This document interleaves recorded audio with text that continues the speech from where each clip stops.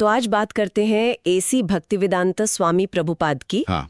और उनके बनाए संगठन इस्कॉन की। अच्छा। यानी अंतर्राष्ट्रीय कृष्ण भावनामृत संघ। हाँ। हमारे पास उनके जीवन और काम पर एक YouTube वीडियो स्क्रिप्ट है। अच्छा। और हम ये समझने की कोशिश कर रहे हैं कि कैसे एक अकेले मतलब करीब 70 साल के भारतीय सन्यासी ने भारत की जो ये पुरानी आध्यात्मिक परंपरा है उसे पश्चिम तक पहुंचाया। और देखते ही देखते एक ग्लोबल मूवमेंट, एक विश्वव्यापी आंदोलन खड़ा कर दिया, जिसे हरे कृष्ण आंदोलन कहते हैं। हाँ, वही हरे कृष्णा मूवमेंट। सवाल ये है कि भाई ये सब हुआ कैसे? ये जानना दिलचस्प है। तो कहानी शुरू होती है 1 सितंबर 1896 कलकत्ता से। जी।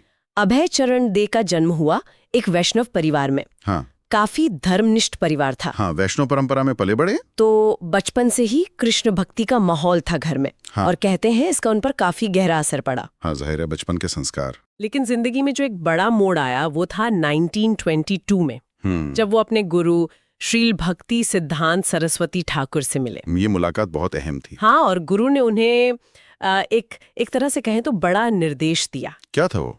कि भगवान कृष्ण का जो संदेश है उसे अंग्रेजी बोलने वाली दुनिया तक पहुंचाओ। ओहो, ये तो बड़ी जिम्मेदारी थी। बिल्कुल, और ये निर्देश जैसे उनके जीवन का मिशन बन गया। हाँ, सही कहा। और इस मिशन के लिए उन्होंने मतलब सालों तैयारी की, ऐसा नहीं कि तुरंत हो गया। अच्छा। पहले गृहस्थ जीवन में रहते हुए भी कोशिश की और फिर 1959 में उन्होंने संन्यास ले लिया। संन्यास। हाँ, वैष्णव परंपरा में ये एक जरूरी कदम है और तभी वो एसी भक्तिवेदांत स्वामी प्रभुपाद कहलाए। अच्छा, तो ये नाम संन्यास के बाद मिला। जी। और इसके बाद उन्होंने भगवत गीता और श्रीमद् भागवतम जैसे जो ग्रंथ हैं। हाँ, और ये सिर्फ ट्रांसलेशन नहीं थे। नहीं, ये सिर्फ अनुवाद नहीं थे, बल्कि पश्चिमी पाठक को ध्यान में रखकर की गई व्याख्याएं थीं। और फिर वो कदम उठाया जिसकी मतलब कल्पना करना भी मुश्किल है। कौन सा? साल 1965। उम्र थी 69 साल। 69? हाँ। और जेब में सिर्फ 40 रुपए। क्या बात करें, 40 रुपए? और अपनी लिखी हुई किताबों का एक ट्रंक, बस। और एक मालवाहक जहाज था जलदूत, उससे निकल पड़े न्यूयॉर्क के लिए। ओह, मालवाहक जहाज से? हाँ, सोचिए सफर कितना मुश्किल रहा होगा। समंदर में कहते हैं 2 बार दिल के दौरे भी पड़े। अरे बाप रे, लेकिन इरादा पक्का था। बिल्कुल, संकल्प एकदम दृढ़ था। हाँ, और अमेरिका पहुंचने के बाद भी मतलब राह आसान नहीं थी। जाहिर है, शुरुआती समय बहुत संघर्ष भरा था, लेकिन अपने निश्चय और कृष्ण पर जो भरोसा था उसके दम पर उन्होंने 1966 में न्यूयॉर्क के लोअर ईस्ट साइड में एक छोटी सी जगह से इस्कॉन की शुरुआत की। 1966 में इस्कॉन शुरू हुआ। जी। अब यहाँ ये बात दिलचस्प है कि उस समय का अमेरिका यानी 1960 का दशक, हाँ, वो एक उथल पुथल के दौर से गुजर रहा था। अच्छा, वो काउंटर कल्चर वाला दौर। बिल्कुल।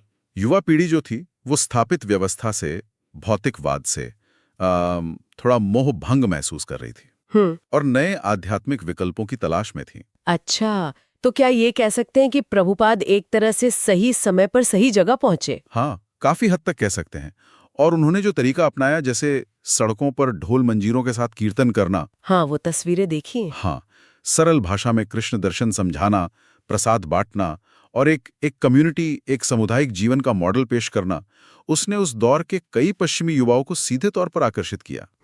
उन्हें इसमें एक ऑथेंटिसिटी, एक असलियत और आध्यात्मिक गहराई महसूस हुई जो शायद उन्हें कहीं और नहीं मिल रही थी। ये सिर्फ बातें नहीं थीं, एक जीने का तरीका था। सही कहा, एक जीने का तरीका था। 11 साल के अंदर? हाँ, 1966 से 1977 के बीच स्वामी प्रभुपाद ने दुनिया भर में 100 से ज्यादा मंदिर और केंद्र स्थापित कर दिए। 100 से ज्यादा? हाँ, हजारों लोगों को दीक्षा दी और अपनी लिखी 80 से ज्यादा किताबें, ग्रंथ प्रकाशित करवाएं। गजब की रफ्तार है तो। वाकई ये रफ्तार हैरान करने वाली है। उनका देहांत हुआ 14 नवंबर 1977 को वृंदावन में, भारत में। हाँ, भारत में। लेकिन उनकी शुरू की गई विरासत आज भी कायम है। बिल्कुल। दुनिया भर में इस्कॉन के मंदिर हैं, गुरुकुल हैं, रेस्टोरेंट्स हैं, वो भव्य रथ यात्रा उत्सव होते हैं। हाँ, रथ यात्रा तो बहुत मशहूर है। जी। और सबसे बढ़कर हरे कृष्ण महामंत्र का जाप उनकी मौजूदगी का एहसास कराता है। वो मंत्र है हरे कृष्णा कृष्ण कृष्ण हरे हरे, हरे राम राम राम हरे हरे। ये मंत्र तो आज भी लाखों लोग रोज जपते हैं। हाँ, बिल्कुल। वाकई श्रील प्रभुपाद सिर्फ एक सन्यासी या धर्मगुरु नहीं थे, वो एक दूरदर्शी थे जिन्होंने सनातन धर्म के संदेश को दुनिया के कोने कोने तक पहुंचाने का रास्ता खोला और उसे आधुनिक दुनिया के लिए मतलब प्रासंगिक बनाया, रेलेवेंट बनाया। बिल्कुल। और ये सोचने पर मजबूर करता है कि कैसे एक अकेले इंसान का दृढ़ संकल्प, अपने गुरु के आदेश पर अटूट विश्वास और एक स्पष्ट विजन कैसे एक वैश्विक आध्यात्मिक आंदोलन को जन्म दे सकता है। सही बात है। और विचार करने लायक सवाल यह है कि उनकी शिक्षाओं में और खासकर इस हरे कृष्ण महामंत्र में ऐसा क्या खास है जो आज भी इतने सालों बाद अलग अलग संस्कृतियों और देशों के लोगों को अपनी ओर खींचता है। ये सोचने वाली बात है।